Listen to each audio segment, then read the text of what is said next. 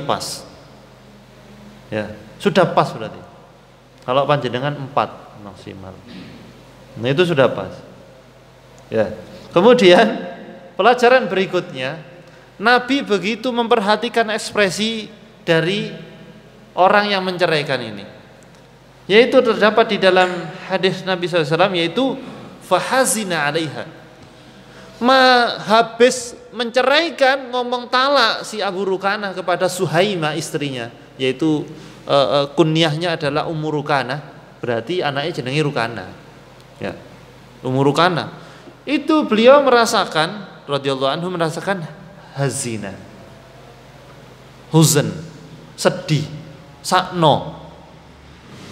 Ini menggambarkan bahwa orang yang habis mengatakan cerai itu kadang-kadang nyesel. Istilah. Orang yang kadang-kadang mek tukaran biasa, ya Allah, kadang-kadang lho perkara sepele. Perkara anak itu kadang-kadang. Iki anak iki kok sekolah di SMP ning ngono tukaran terus pegatan, ngomong talak. Itu kadang nyesel, ya Allah, lapo aku ngomong pegatan. Mek begitu tok itu. Bukan perkara yang prinsip.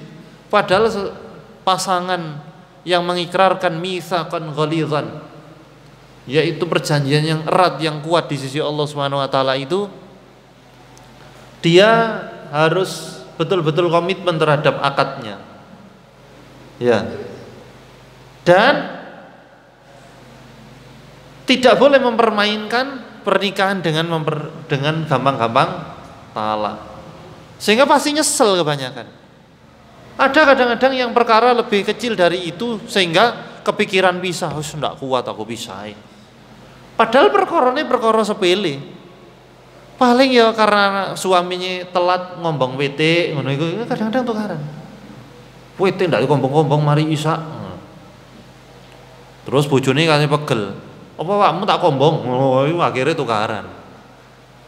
Wis akhirnya, aku mbok padha nang WT, pisah ngono jare. Ini akan delok mari-mari ini ya. Maka jamaah barakallahu fikum. Ya.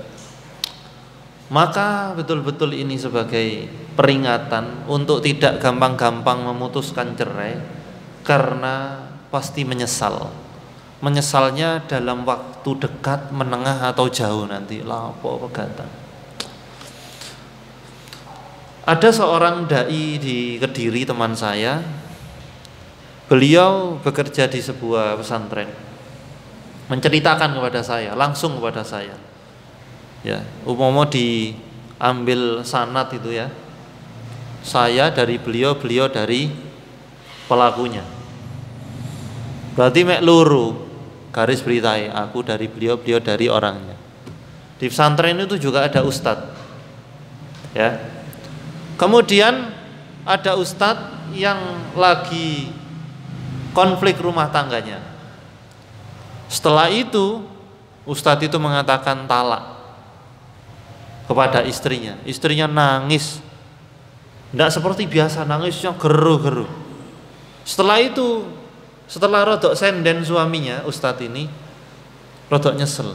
Lopo aku ngomong talak sepurane ya, wis ndak tak ulangi maneh. Terus katanya istrinya begini, ya ndak bisa diulangi, itu sudah talak 3. Astagfirullahaladzim, bukannya 2, 3. Loh 2 kok 3. Ternyata ketika diingat-ingat, sama ngomong talak di situ. Kemudian ngomong talak ini yang ketiga, nyesel podo senden. Ya Allah, podo nyesel. Akhirnya tidak bisa lagi, sudah pisah. Harus cerai. Laki-lakinya menyangka itu yang kedua, Pak. Setelah diyakinkan oleh istrinya, itu 3 abi 3. Nyesel podo senden ini sudah. Nangis senden, nendes kombet. Wis ndak iso. Akhirnya ndak iso disentuh. Katanya sepurane ndak iso, sudah bukan mahram sudah. Sudah bisa kamar. Nah ini nyesel. Bagaimana untuk menghindari penyesalan seperti ini? Jangan salah pilih pasangan. Sudah itu titip saya. Jangan salah pilih pasangan. Jangan hanya melihat sekilas kemudian menilai, aku kok cocok kami hari ini. Jangan. Proses ta'aruf itu di zaman salafus saleh itu detail, Pak. Sampai ditelusuri itu dia tinggal di mana, didedepi arek iki lek subuh bangkong apa ora. Kemudian ditanyai tetangganya. Ini kalau tetangga kalau panjenengan resek apa ndak? Wah, nu iki lek nyetil salone banter-banter, cekot-cekot untukku. Lah ini itu diperhatikan sampai begitunya. Sampai sebegitunya. Nongkrongnya di arek iki. Seneng trek-trekan apa ndak? Nongkrongnya di kono bisa ngucut. Wah. Itu sampai begitu. Sampai begitu para salafus saleh. Ya. Saking kepingin mencarikan menantu putrinya, bahkan yang dari pihak laki-laki juga begitu, ditelusuri bahkan.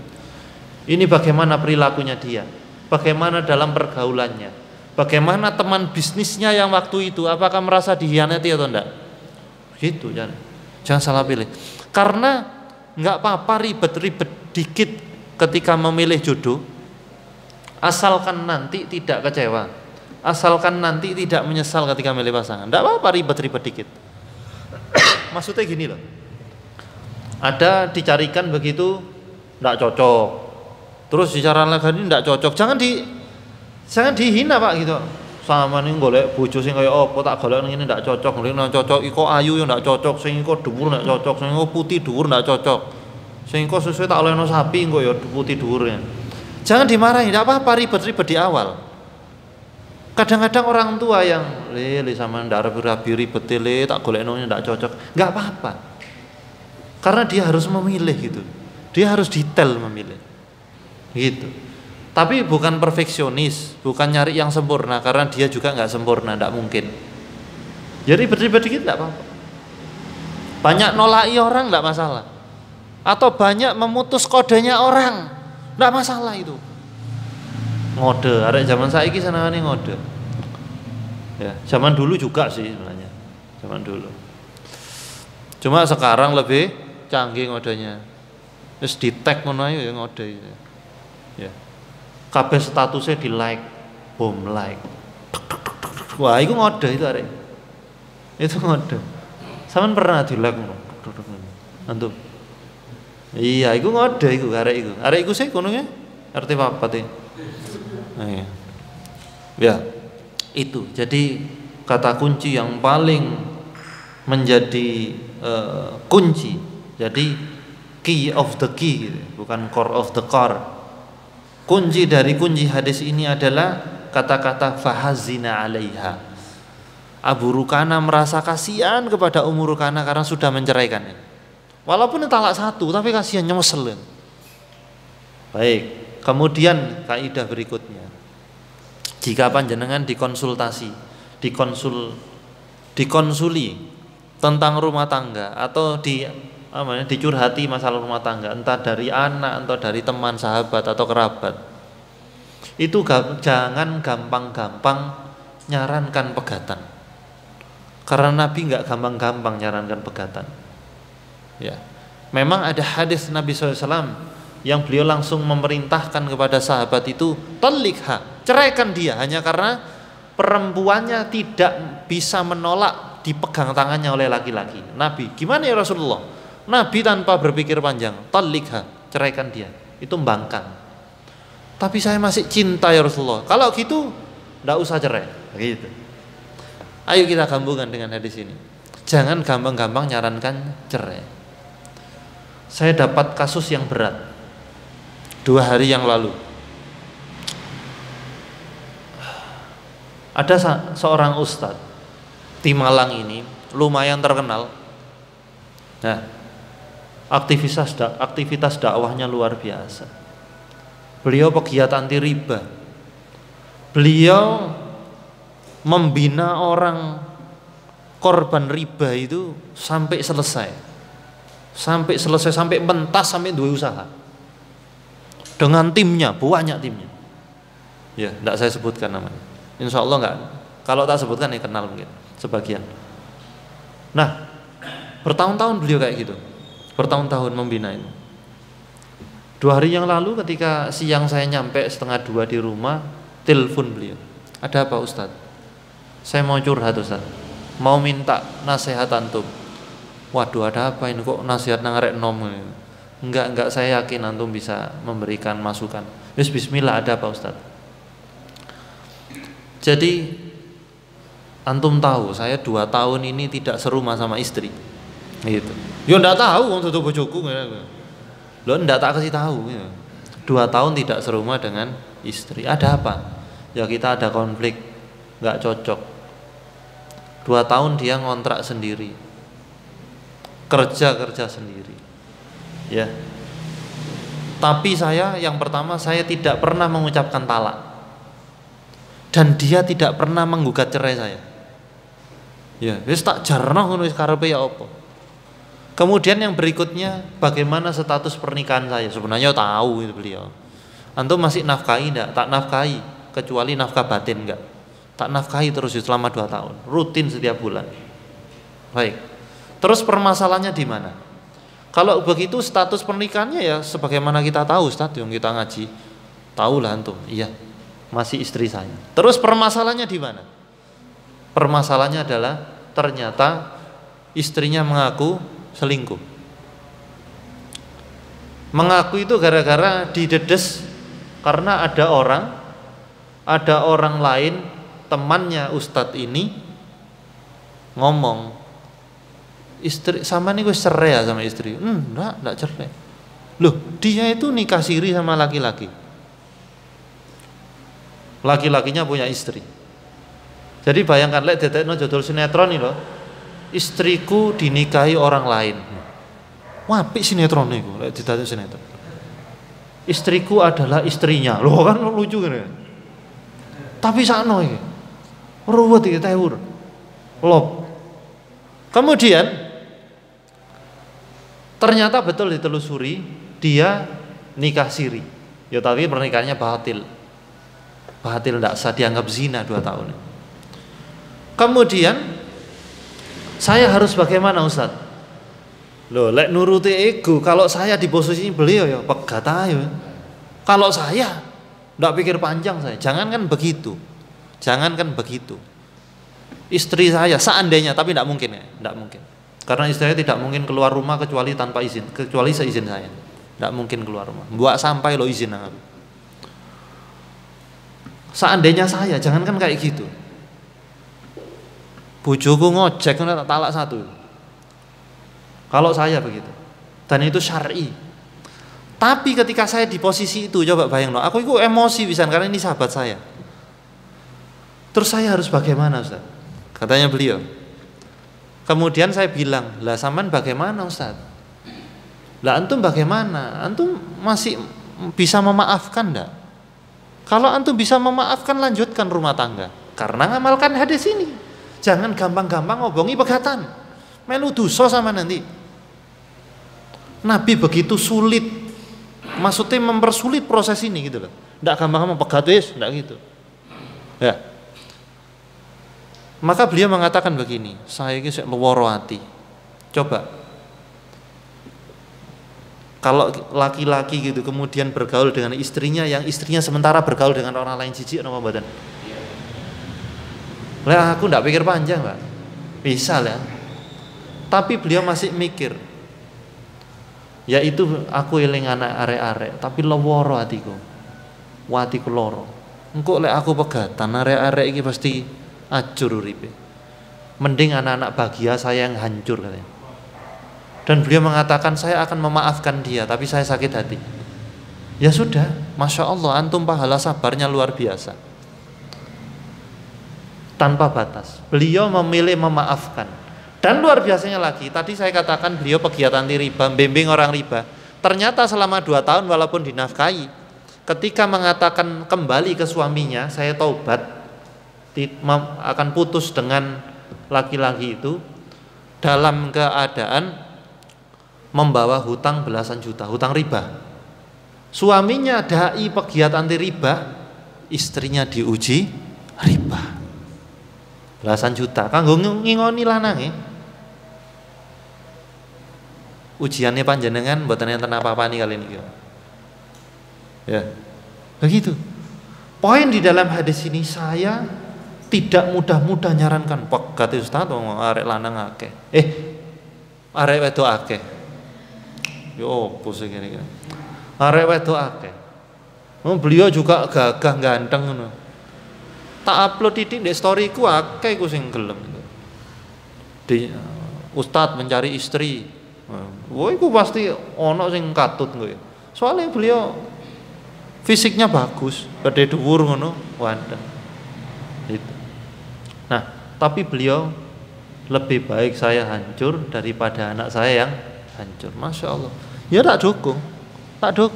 Karena itu yang dipilih gitu loh. Jadi jangan gampang-gampang nyarankan pegatan. Apalagi kebanyakan dan kasus pegatan itu pengaruh dari mertua. Pegatan. Padahal ya unsur syarat-syarat untuk dipegat itu tidak ada. Yaitu salah satu syaratnya adalah bermaksiat. Ya, dosanya dosa besar. Begitu. Wallahu a'lam bishawab. Ya, sengaja tak kasih tahu kasus ini besar. Ini kasus berat. Agar kasus-kasus di bawah itu jangan mudah pegatan. Ngoten. Wallahu a'lam bishawab. Ada yang diskusi monggo? Yang perempuan kan sudah menikah lagi Ustaz ya. Apakah tidak memungkinkan seorang istri kalau 2 tahun tanpa nafkah hadir itu apakah tidak berdosa selama Ustaz? Baik, barakallahu fik. Mengenai 2 tahun istri tanpa nafkah batin, dinafkahi sama selingkuhannya. Walaupun ya dosa gitu loh ya. Jadi masalahnya bukan di situ. Masalahnya rumit. Bisa jadi suaminya juga urun dosa. Entah nanti perkaranya di mana. Kok bisa istrinya kayak gitu? Setahu saya beliau itu kalau didik kenceng. Setahu saya loh ya. Begitu. Kurang kenceng apa didiknya dengan Nabi Nuh? Istrinya juga kafir. Begitu loh. Jadi itu memang ujian itu dipilih untuk beliau. Sepertinya memang kedudukannya di atas saya itu. Jauh kayaknya. Buktinya ujiannya berat. Nah, maka mengenai begini misalkan, bagaimana itu kan sudah menikah? Loh enggak, itu tidak dianggap menikah, tapi itu zina. Jadi begitu. Kemudian yang saya tanyakan begini kepada beliau, tolong ditelusuri apakah istri antum hamil, kayak gitu dong. Jadi ini lagi diperiksakan. Gitu. Lah ruwet ngoleh. Tadi sebelum digauli, sebelum antum gauli, tolong periksakan apakah dia hamil. Itu udah kemarin saran saya. Siap, ambil berbes mili. Siap. Luar biasa. Panjenengan enggak sanggup ya di sini. Saya juga enggak. Angel. Itu. Sementara kalau masalah nafkah enggak nafkahi, yo lanangnya 2 tahun nganggur juga. Paling sampai nayang itu. Tapi karena beliau orangnya sabar, masya Allah, aktivitas dakwah ya Allah luar biasa. Aktivitas dakwah itu bisa jadi Allah memberikan taufik kepada beliau, dilindungi oleh Allah, dan mungkin ada solusi dengan mimpi. Wallahu a'lam bishawab. Ada lagi diskusi monggo? Nggih, Pak, monggo. Batasan apa maksudnya? Boleh ditalak apa enggak?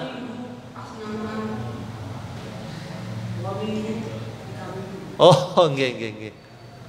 Misalkan kalau katanya beliau apa batasan talak? Yang dimaksud adalah ketika seminggu ngamuk-ngamuk terus ditalak maneh gitu.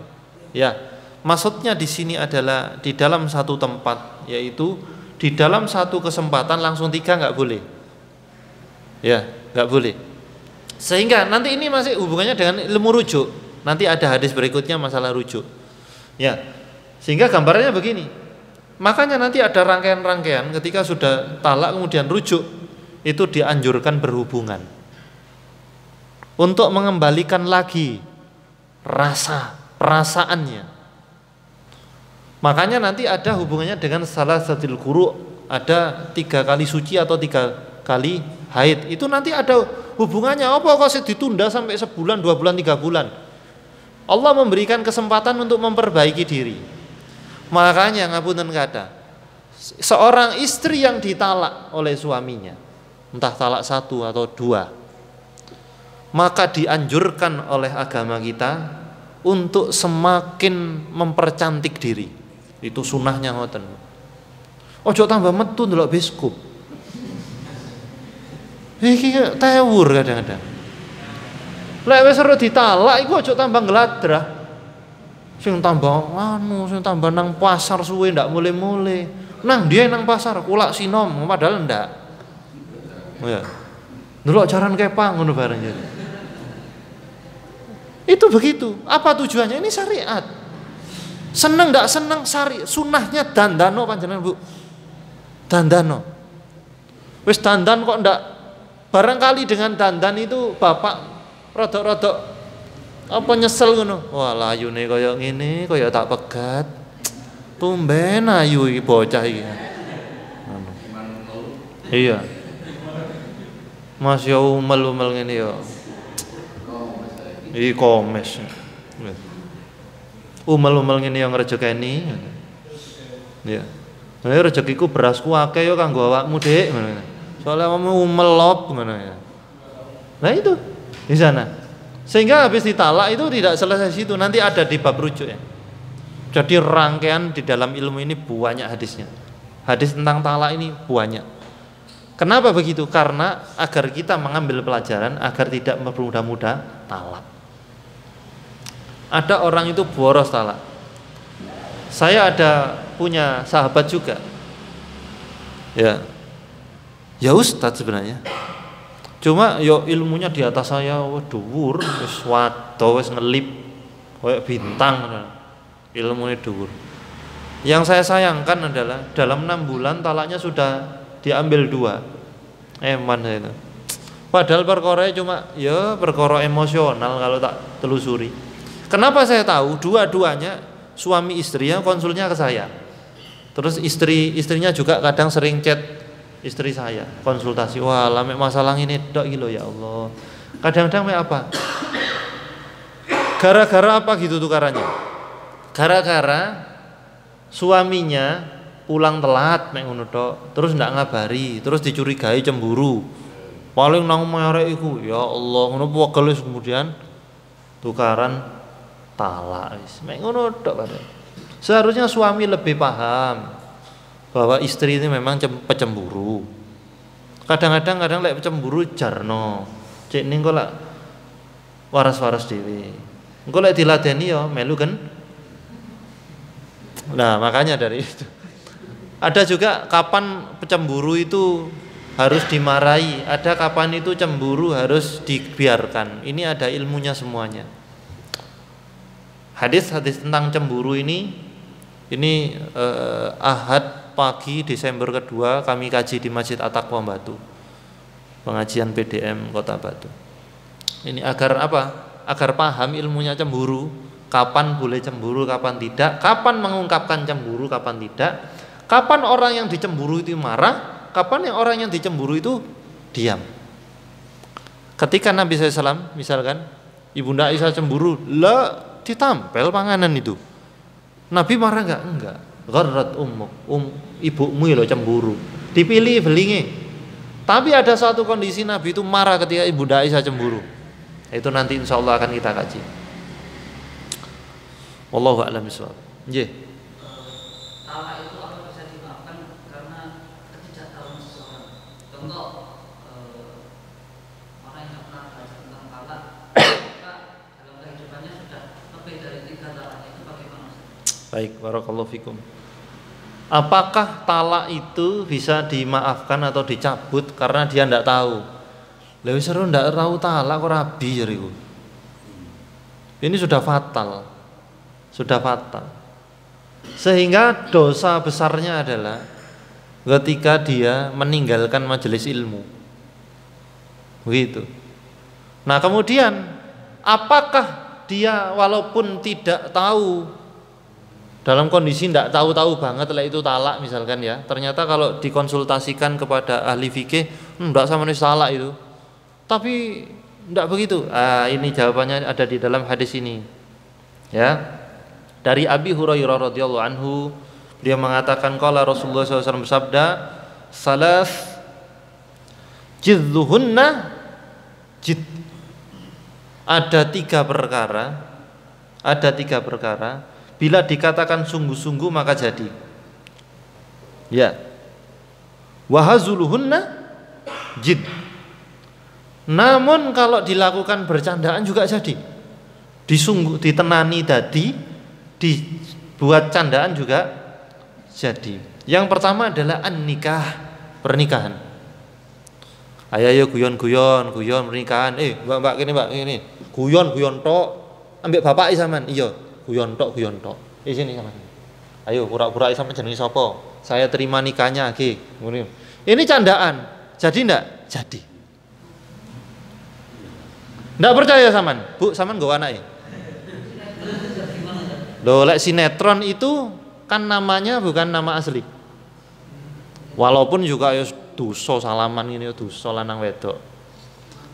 Tapi tidak sah karena bukan namanya.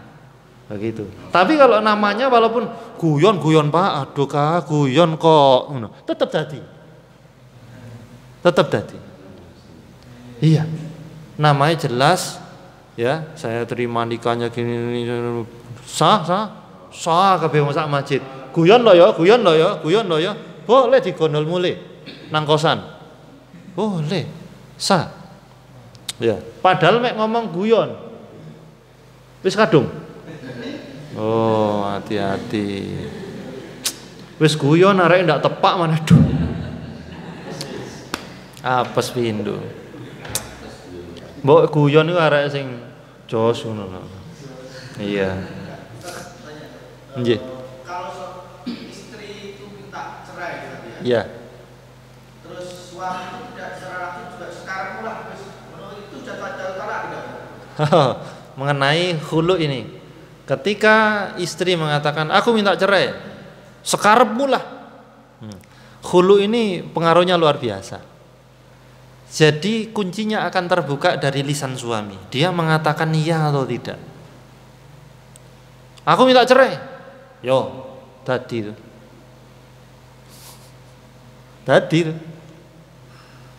Nah, kemudian sakarepmu itu bagaimana? Ini masih multitafsir. Sakarepmu itu wis sakarep-karepmu kon ngomong apa? Itu kan bisa. Wis sakarepmu aku ndak ngreken, itu bisa jadi. Itu yang harus bertanya adalah yang mengatakan kepada hatinya, apa maksudku sakjane? Itu.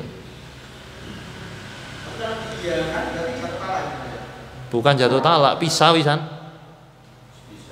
Khulu kan? Oh iya, khulu itu kan ketika diterima. Berat dak? Hati-hati dengan lisan. Tapi harus diucapkan. Loh iya betul, ndak oleh menang-menangan gini. Ini. Apa maksudmu? Makanya harus sharih gitu. Jelas. Nah, namun ketika itu sakarepmu itu apa maksudnya? Sakarepmu aku ndak ngreken. Ya, itu kan bisa jadi. Sakarepmu itu masih multitafsir. Saya salut dengan teman saya.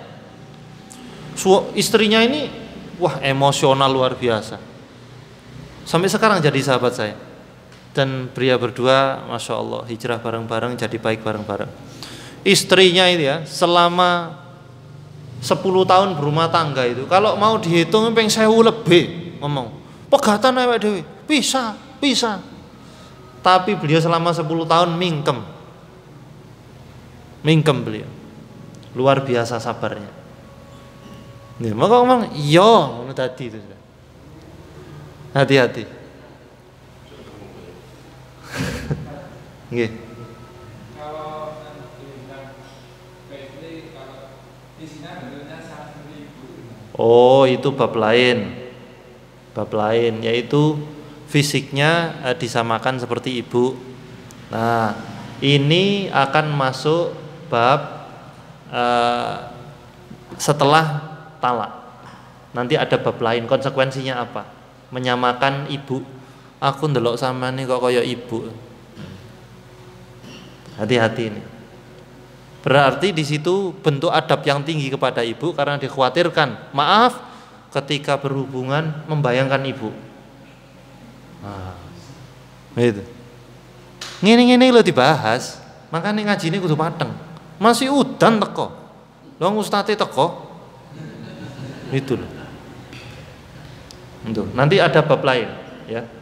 Insyaallah setelah talak. Baik, sebelum saya lanjutkan bentar hadisnya. Yang pertama adalah nikah ketika dibuat main-main. Setelah itu yang kedua wat talaq, cerai.